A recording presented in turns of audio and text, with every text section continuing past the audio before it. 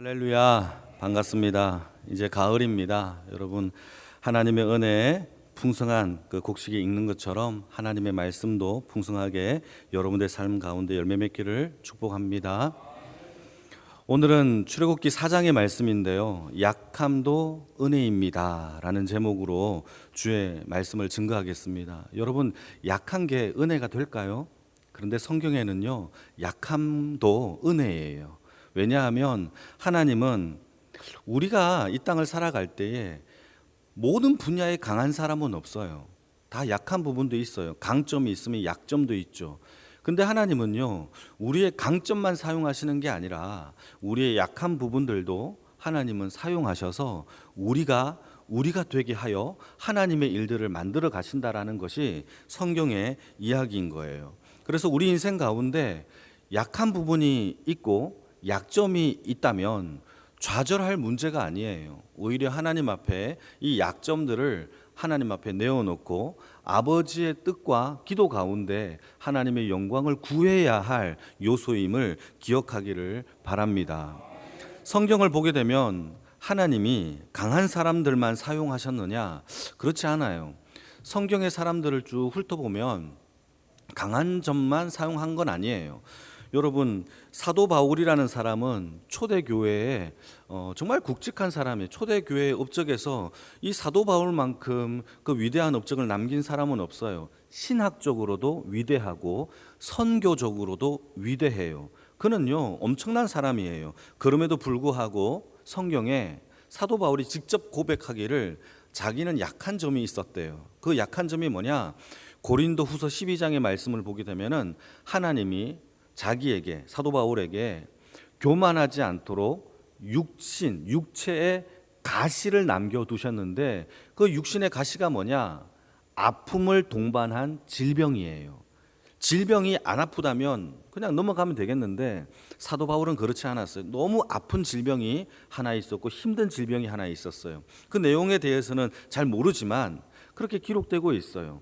심지어 성경에 고린도후서 12장에 그 질병이 얼마나 아팠으면 성경에 기록하기를 이 질병을 사탄의 하수인이라고 이렇게 설명을 해요. 그리고 이 사탄의 하수인이란 만큼 엄청 아픈 이 부분에 대해서 하나님 앞에 3번이나 기도를 합니다. 하나님 고쳐주세요. 그런데 하나님께서 사도 바울에게 주신 답변이 뭐냐? 제가 한번 읽어볼게요. 너의 은혜가 너에게 족하도다. 이는 내 능력이 약한 데서 온전하여 짐이라. 하나님은요, 약한 것도 사용하여 온전하게 만드시는 하나님이다라는 것을 성경에서 말하고 있는 거예요. 여러분, 우리가 약하다면 그 약함도 하나님이 책임져 주시는 줄 믿습니다. 그게 믿음이죠.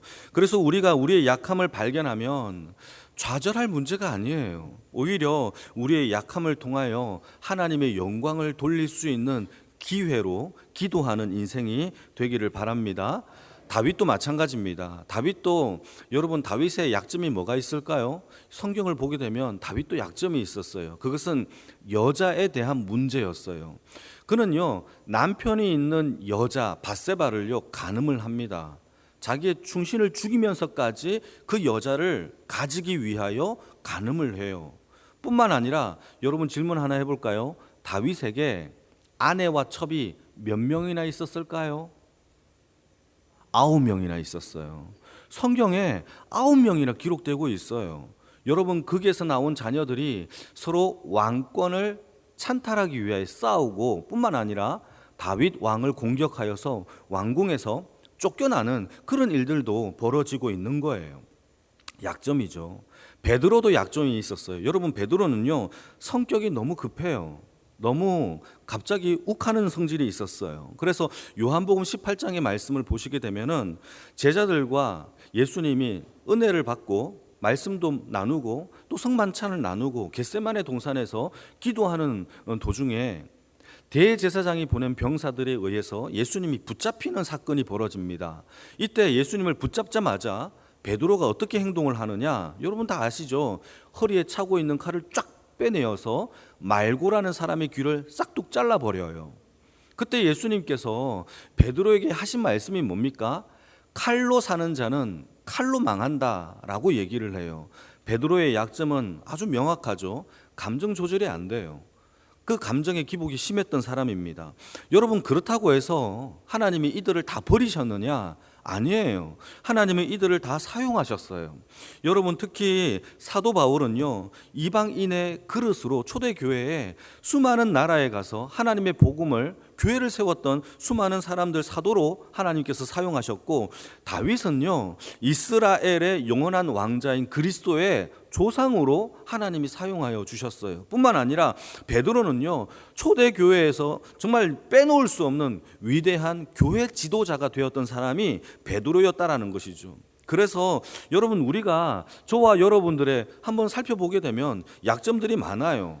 무작정 이거를 가지고 좌절해야 될 문제이냐, 하나님 앞에 나는 못해요 라고 해야 될 문제이냐? 아니에요. 우리의 약함도 사용하신 하나님 앞에 그 말씀 가운데 붙들고 우리의 약점이 온전하여지는 하나님의 도구가 되어지기를 주님의 이름으로 축복합니다. 오늘 본문에도 모세가 하나님의 부르심 앞에서 자신의 약점을 드러내요. 자신의 약점이 뭐냐? 그것은 본래부터 자기는 말을 못하는 사람이래요.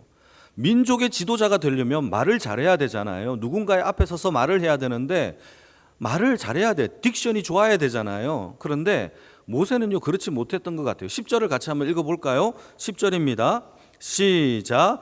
모세가 여호와께 아뢰되 오 주여, 나는 본래 말을 잘하지 못하는 자니이다. 주께서 주의 종에게 명령하신 후에도 역시 그러하니 나는 입이 뻣뻣하고 혀가 둔한 자니이다. 여기서 말하고 있는 본래라는 단어가 태어날 때부터, 영어로 말하면 오리진이에요. 오리진은 기원이라는 뜻이에요. 그러니까 태어날 때부터 뭔가 이 모세는요, 말이 좀 어눌했던 것 같아요. 이 부분에 대해서 칼빈이라는 학자는요, 신학자는 주석을 달기를 모세는 말 더듬이였다라고 주석을 해놨어요. 그러니까 어째 보면은 그 모세가 말을 잘 못했다라는 것을 우리가 좀 인지할 수 있죠. 그리고 10절 중반의 말씀을 보시게 되면은 주께서 종에게 명령하신 후에도, 다시 말해서 주께서 저를 부르시고 소명과 사명을 주신 이후에도 여전히 이 뻣뻣한 혀가 고쳐지지 않았어요 라고 이야기하는 부분이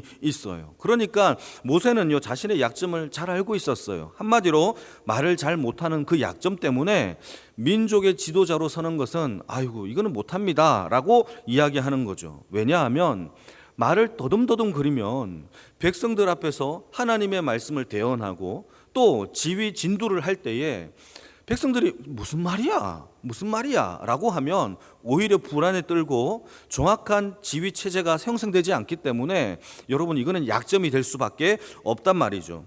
이렇게 모세는 약점이 있었다라는 것을 성경에서 밝히고 있어요. 이것을 우리에게 한번 적용해 봅시다.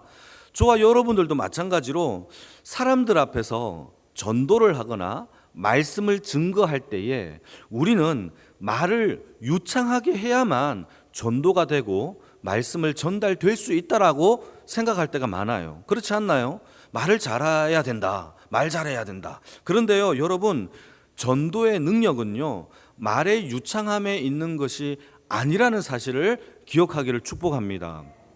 전도의 순종은 우리가 해야 되겠지만 전도의 능력은 하나님께로부터 나와요. 다시, 전도의 순종은 우리가 해야 돼요. 그러나 우리의 어눌한 말로도 능력이 나타나게 하시는 분은 하나님이신 줄 믿으시기를 축복합니다. 그래서 하나님은 저와 여러분들의 약점을 보시는 것이 아니라 저와 여러분들의 순종과 마음을 보고 역사되게 하시는 줄 믿습니다. 로마에 가면요, 여러분 이탈리아에 가보셨나요? 스페인 광장이라고 있어요. 스페인 광장에 가면 주말이 되거나 평일날에도 가난한 악기 연주자들이 길거리로 나와서 자기 나름대로 악기들을 연주합니다. 그리고는 쏟아지는 그 동전을 통하여서 생계를 먹고 살아가는 일들을 하는데요. 어느 날, 예화입니다. 어느 날, 그날도 많은 연주자들이 악기를 들고 나와서 연주를 해요. 누가 봐도 행색이 좀 초라한 가난한 이 연주자가 자기의 악기를 들고 빼내어서 연주를 하는데 여러분, 그 악기는 너무 낡아서 소리가 제대로 나지 않았던 거예요. 삑삑거리니까 사람들이 다른 사람들의 연주의 음악에는 동전을 던져주는데 그 행색이 초라한 사람의 음악의 연주는 거들떠보지 않고 그냥 지나가는 거예요. 광장에 앉아있던 어떤 신사가 유심히 그 사람을 쳐다보고는 다가가서 그분에게 이 악기를 제가 연주해도 되겠습니까? 라고 정중하게 질문을 던졌죠. 그러니까 이 악기는 너무 낡아서 연주가 안 될 겁니다 하고 건네줬어요. 그리고 몇 번의 조율로 음악을 켜기 시작했는데 그 광장을 메우는 웅장한 음악 소리가 울려 퍼지기 시작했어요. 사람들은 일제히 그 음악의 소리에 이끌려서 그 사람 앞에 섰고 동전은 쌓이기 시작했던 거예요. 여러분, 그 악기 연주자가 누구냐면 이탈리아의 최고의 바이올린 연주자 파가니니라는 사람이에요. 이건 유명한 예화입니다. 여러분, 저는 이 예화를 보면서 핵심이 뭐냐? 실력자는요, 장비 탓을 하지 않아요. 우리는 핸디캡을 얘기합니다. 약점을 얘기합니다. 이것 때문에 못해요, 저것 때문에 못해요 라고 하지만 우리를 사용하시는 하나님이 하나님이라면 여러분, 낡고 안 좋은 악기들로 통하여서도 천상의 음악, 하나님의 나라의 음악을 연주하여 내시는 줄 믿기를 축복합니다. 여러분, 우리는 자꾸 우리 탓을 해요. 그런데 하나님은 내가 하겠다라고 얘기를 해요. 이게 너무 큰 차이예요. 이게 조율이 돼야 돼요. 여러분, 저를 사용하시는 하나님의 영광을 볼 수 있는 믿음의 역사가 저와 여러분들의 인생 가운데 채워지기를 축복합니다. 마태복음 4장 말씀을 보시게 되면 예수님께서 제자들을 부르시는 장면이 나와요. 예수님께서 제자들을 부르실 때에 갈릴리 호수를 걷다가 베드로와 안드레를 봅니다. 그리고는 배에서 그물질을 하는 사람이 2명을 보고는요, 예수님이 다가가서 나를 따라오너라 라고 이렇게 말을 합니다. 나를 따라오너라 라는 말을 듣자 이 베드로와 안드레가 반응을 합니다. 그리고는 예수님께서 하는 말씀이 이렇게 말을 합니다. 내가 너희들을 사람을 낚는 어부로 만들어 주리라. 이거 중요한 얘기예요. 내가, 예수님이 너희들을, 베드로와 안드레에게 하는 말입니다. 너희들을 사람을 낚는 어부로 만들어 주리라. 그때 배를 버려두고 베드로와 안드레가 예수를 쫓기 시작합니다. 자, 여기에서 중요한 질문이에요. 누가 사람을 낚는 어부로 만들어 주는 거예요? 베드로와 안드레의 능력과 실력과 그러한 스킬로 만들어내는 게 아니라 주님이 만들어 주시겠다라는 약속의 부르심이에요. 저와 여러분들도 마찬가지예요. 우리는 자꾸 착각합니다. 자꾸 내가 하려고 할 때가 많아요. 그래서 우리는 좌절해요. 왜요? 약점 때문에. 그러나 우리의 약점도 여러분, 하나님이 사용하시면 그게 문제가 전혀 되지 않는다라는 것이죠. 왜냐하면 하나님이 사용하시겠다라고 하나님께서 약속하셨으니까. 여러분, 베드로와 안드레는 다 약한 사람이었어요. 가난했어요. 못 배운 사람이에요. 소위 사도 바울처럼 가말리엘 문화, 다시 말해 좋은 대학교에서 공부를 한 학생들이 아니에요. 이들은 무식한 사람이었어요. 그럼에도 불구하고 하나님 앞에 위대한 복음의 증거자로 세워졌던 사람들이 베드로와 안드레였어요. 특히 베드로는요, 사도 바울도 하지 못한 일들을 해내요. 사도행전에 보게 되면. 여러분, 그가 말씀을 증거했는데 3,000명, 5,000명이 회개하여 세례받는 사건은요, 사도 바울도 하지 못했던 거예요. 사도 바울은요, 맨날 가서 복음을 전하다가 맞고 매맞고 그런 것밖에 못했어요. 여러분, 액면상으로 봤을 때 역사적으로 큰 교회 단임 목회를 하며 성공하며 살았던 사람은 베드로였어요. 의외로 초라하게 살아갔던 사람이 사도 바울이에요. 여러분, 우리의 약점이 여러분 하나님 앞에서는 전혀 문제가 되지 않는다라는 사실을 기억하기를 축복합니다. 누가 하시는 거예요? 하나님이 하시는 거예요. 부르신 주님이 부르셨다면 저와 여러분들을 부족함 없이 사용하시는 분은 하나님이신 줄 믿습니다. 이렇게 하나님 앞에 우리의 약점 중에서도 우리가 좌절하지 않고 아버지 앞에 순종할 수 있는 믿음의 백성이 되는 두 가지 방법이 뭐냐? 오늘은 이게 핵심인데요. 두 가지가 뭐냐? 첫 번째는 우리가 하나님 앞에서 그리스도의 종이라는 종정신이 회복되기를 축복합니다. 무슨 정신? 종정신. 종정신. 여러분, 저와 여러분들은 그리스도의 종인 줄 믿습니까? 이거는요, 종이라고 해서 비굴하게 빈대처럼 붙어서 얻어먹는 그런 거지가 아니에요. 여기서 말하고 있는 종정신은요, 우리의 신앙의 정체성입니다. 정체성이 뭡니까? 우리는 죽음과 진노와 심판에서 죽을 수밖에, 하나님 앞에 심판과 지옥 갈 수밖에 없는 저와 여러분들을 예수의 생명으로 우리를 살리신 생명의 주인이 누구냐라는 신앙의 정체성을 얘기하는 거예요. 살리신 분이 예수님이시라면 우리의 주인도 누구다? 예수님이다 라고 얘기하는 거예요. 여러분, 이 종정신이 저와 여러분들에게 회복되기를 바랍니다. 그래서 사도 바울도 로마서 1장 1절에서 자신을 이렇게 소개하는데요, 같이 한번 읽어볼까요? 예수 그리스도의 종 바울은 사도로 부르심을 받아 하나님의 복음을 위하여 택정함을 받았대요. 누구의 종? 그리스도의 종이다라고 자신을 설명하고 있는 거예요. 여러분, 사도 바울만 종정신이 있었느냐? 아니에요. 그의 동역자인 베드로도요, 베드로 전서에 보게 되면 자신을 그리스도의 종이라고 이야기를 합니다. 뿐만 아니라 여러분, 야고보도 자기를 그리스도의 종이라고 얘기해요. 야고보의 형제 유다라는 사람도 자신을 그리스도의 종이라고 얘기해요. 한번 읽어볼까요? 유다서 1장 1절. 이 유다는요, 야고보의 형제 유다입니다. 같이 읽겠습니다. 시작. 예수 그리스도의 종이요 야고보의 형제인 유다는 부르심을 받은 자. 여기까지. 여러분, 누구라고 얘기합니까? 예수 그리스도의 종이라고 자신을 소개합니다. 사랑하는 성도 여러분, 여러분들은 예수 그리스도의 종입니까? 예수 그리스도의 주인이십니까? 우리는요, 자꾸 예수를요, 내 편의에 따라 사용할 수 있는 예수를 나의 도구로 생각할 때가 많아요. 이 문제를 해결해 주세요의 도구예요. 문제 해결사. 그러나 여러분, 그렇지 않아요. 우리가 종이에요. 주객이 전도되면 안 됩니다.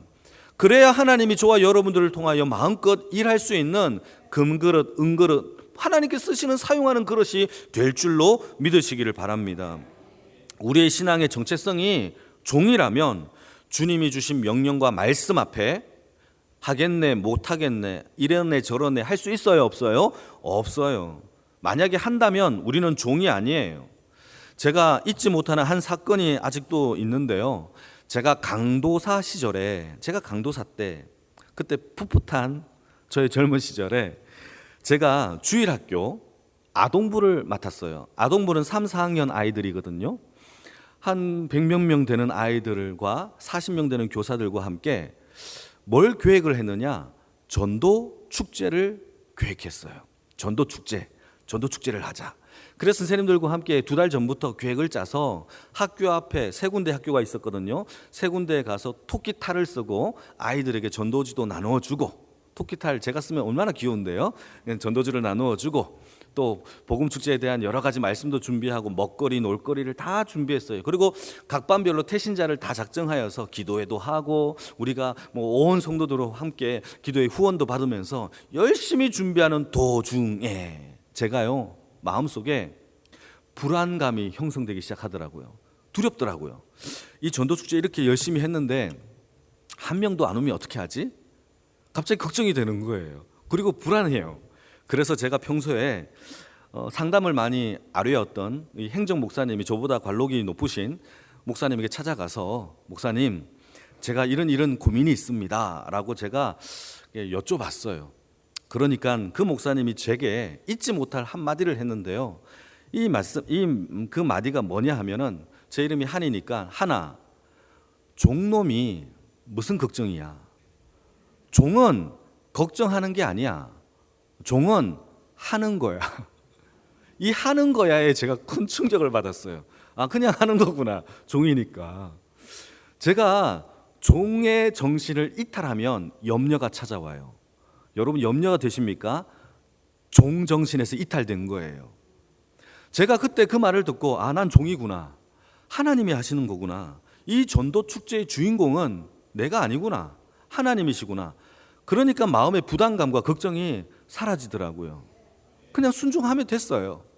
여러분, 우리가 이 마음들이 회복되기를 바랍니다. 우리는 하나님 앞에 세우심을 받은 종이에요. 종은 말씀대로 살면 되고 성경대로 결단하는 거예요. 믿지 않는 자와 멍에를 같이 매지 말라라고 하면 순종하는 거죠. 이것을 하나님을 설득하는 게 아니에요. 이렇다 저렇다 이걸 고민한다면 종의 신분에서 이탈된 거죠. 이게 고민할 문제입니까? 순종할 문제죠. 여러분, 우리가 이게 자꾸 이탈돼요. 저도 그렇고 여러분들도 그렇고. 하나님께서 깨어 기도하라 라고 우리에게 마지막 때에 명령하셨다면 교회 성도님들의 제1순위는요 기도예요. 깨어 기도하셔요. 이거는 목사의 명령이 아니에요. 주님께서 마지막으로 우리에게 주신 깨어 종말의 때에 주신 명령입니다. 그렇다면 우리가 기도의 자리로 나와야 되겠죠. 그게 순종할 문제입니다. 여러분, 이게 종이에요. 여러분, 자꾸 종종하니까 이 종이 그러면 우리는 가치가 없는 하찮은 존재인가? 이렇게 생각할 수가 있는데 여러분, 그렇지 않습니다. 저와 여러분은 하찮은 존재의 종이 아니에요. 자, 하나님이 인간을 만드실 때에 상품으로 만드셨을까요? 작품으로 만드셨을까요? 작품이에요. 상품은요, 이 상품과 저 상품을 비교하여서 이게 가격을 따질 수도 있고요, 장점과 단점을 이게 판단할 수 있어요. 이게 상품이에요. 그리고 사용하다가 쓸모가 없어지면 중고시장에 팔거나 또는 버릴 수 있는 거예요. 그러니까 상품은요, 사용할 가치가 있을 때만 상품이 되는 거예요. 그러나 저와 여러분들을 하나님 만드실 때에 우리를 상품으로 만든 게 아니라 작품으로 만드신 줄 믿으십니까? 작품은요, 비교할 수 없어요. 그 존재 그 자체가 가치로운 거예요. 저와 여러분들은 가치로운 사람인 줄 믿습니다. 하나님은 그 가치롭게 만드셨어요. 그래서 저와 여러분들이 하나님 앞에 그 가치를 인정해야만 아버지 앞에서 사용함을 받을 수 있는 거죠. 우리는 판매 목적이 아니에요. 자, 그리고 이 물건을요, 가치를 측정할 때에 제가 생수 한 병을 들고 있는데 이 생수 한 병과 똑같은 가치가 이 물수건이라면 이 물수건과 이 생수가 같은 가치로 매겨진다면 맛 교환이 가능할까요? 가능하지 않을까요? 가능해요. 이거를 가리켜 우리는 물물 교환이라고 합니다. 가치가 같아야 돼요. 자, 그런데 성경에 하나님께서 죄인된 우리를 맛 교환한 물물 교환의 사건이 하나 벌어져요. 그것은 무엇이냐? 예수의 생명을 우리 죄인된 저와 여러분들과 맛 교환하시는 십자가의 사랑을 우리에게 주셨어요. 그러니까 저와 여러분들은요, 종이지만 우리의 생명의 주인이 예수 그리스도이지만 우리의 가치는요, 하나님이 어떻게 측정하시느냐? 자기 아들 예수를 주시기까지 사랑한 하나님의 그 가치가 저와 여러분들에게 있는 줄 믿습니다. 그런데 더 놀라운 거는요, 여기서 그치지 않아요. 이 구원의 사건이 예수님 혼자 하신 것이냐? 아니에요.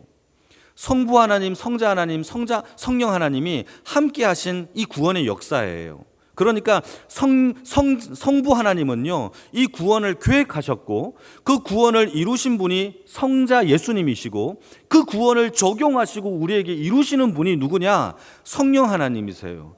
그러니까 우리가 받은 구원의 가치, 하나님이 맞바꾸신 우리의 가치는요, 삼위 하나님의 전부의 가치가 있는 줄 믿습니다. 얼마나 고귀합니까? 얼마나 가치롭습니까? 여러분, 우리가 종이지만 우리가 하나님 앞에 겸손과 이 종정신의 회복이 있을 때에 삼위 하나님의 그 크신 은혜가 저와 여러분들에게 회복되는 줄 믿으시기를 축복합니다. 그게 첫 번째 종정신이에요. 자, 두 번째는요, 우리가 무엇을 깨달아야 되느냐 하면 우리는 하나님의 도구예요. 도구, 툴이에요. 도구. 우리가 하나님의 도구이라면 여러분, 우리의 인생의 결론은 아주 뻔해집니다. 하나님이 모세를 사용하실 때에 좋은 점, 장점들만 사용하신 게 아니에요. 그 이유가 뭐냐? 중요합니다. 그 이유가 뭐냐? 하나님이 모세를 통하여 모세에게 그 일을 시키는 것이 아니라 하나님이 그 일을 감당하시고 책임지시기 때문에 약점 따위는 하나님은 아랑곳하지 않는 거예요. 여러분, 하나님이 우리를 도구로 사용하셔서 하나님의 능력이 나타나는 그 은혜를 경험하기를 바랍니다. 만약에 우리의 능력으로 일을 한다면 모세가 오늘 이야기했던 이 말이 맞아요. 13절 같이 한번 볼까요? 모세가 이렇게 얘기합니다. 같이 읽겠습니다. 시작. 모세가 이르되 오 주여 보낼 만한 자를 보내소. 이게 맞는 말이에요. 사실 우리가 능력으로 우리 힘으로 내가 해야 한다면 하나님 보낼 만한 자를 보내주세요가 맞아요. 저와 여러분들 가운데 혹시 어떤 직분이나 봉사의 직을 맡았을 때에 보낼 사람을 보내세요라고 한다면 상식적으로 맞는 말이에요. 내 능력과 내 힘으로 해야 되는 사람이기 때문에.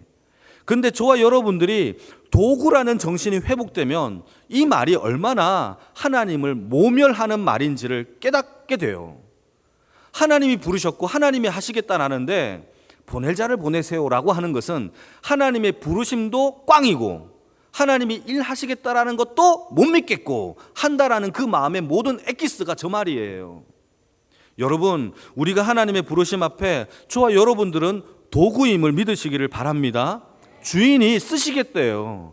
쓰시겠다라는데 주인의 실력을 믿지 못하는 자들은요, 자기 자신을 상품으로 여기는 거죠. 그러나 주인의 능력을 믿는 자들은요, 하나님이 하실 작품으로 여기시는 주의 백성인 줄 믿습니다. 그렇다고 해서 모세가 아무것도 준비되지 않은 그냥 꽝이냐? 아니에요. 모세는요, 지금 애굽 땅에서 40년, 미디안 땅에서 40년 동안 지내면서 하나님이 그에게 모든 면모를 갖출 지도자의 모든 면모가 점차 갖춰지기 시작합니다.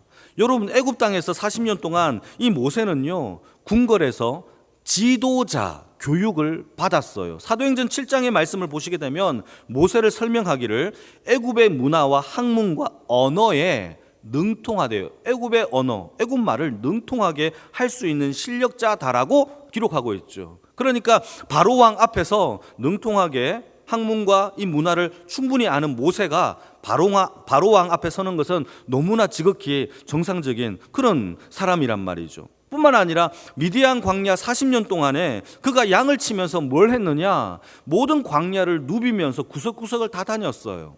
그러니까 양들과 함께 광야에서 지내면서 광야의 습성, 어떻게 진을 쳐야 되는지, 어디로 가야 되는지, 어디에 물이 있는지, 어디에 바위가 있고 무서운 짐승이 있는지를 40년 동안 공부했던 사람이 누구냐? 모세예요. 여러분, 하나님은요 40년의 궁궐에서 40년 동안의 미디안 광야에서 민족의 지도자로 만들어가고 있음을 하나님이 모세를 그렇게 훈련되게 하셨다라는 사실입니다. 여러분, 저와 여러분들도 약점이 없는 사람은 아무도 없어요. 여러분, 약점을 보고 그 사람을 판단하지 마시고, 약점이 있어도 여러분 우리 인생 가운데 좌절하면서 나는 못해요 하는 사람은요, 자기를요 가치가 쓸모 있는 사람으로서의 사용되어지는 상품이다라고 인정하는 사람이에요. 그러나 내 인생에 약점이 있어도 하나님이 아름다운 천상의 음악을 연주할 거야 라고 믿는 자들은 나 자신을 작품으로 여기며 하나님의 손에 작품의 인생을 만들어가는 인생인 줄 믿습니다. 그러기 위해서 우린 두 가지, 여러분 오늘 말씀을 기억하십니까? 먼저 우리가 하나님 앞에 값없이 구원을 받은 종정신이 회복되기를 축복하고, 두 번째, 우리의 능력과 힘으로 사는 도구가 아니라 아버지의 손에 들려져 있는 하나님의 도구임을 기억하며 오늘도 우리를 위하여 일하시는 하나님의 구원을 바라보는 영광의 모든 식구들이 다 되어지기를 축복합니다. 아멘.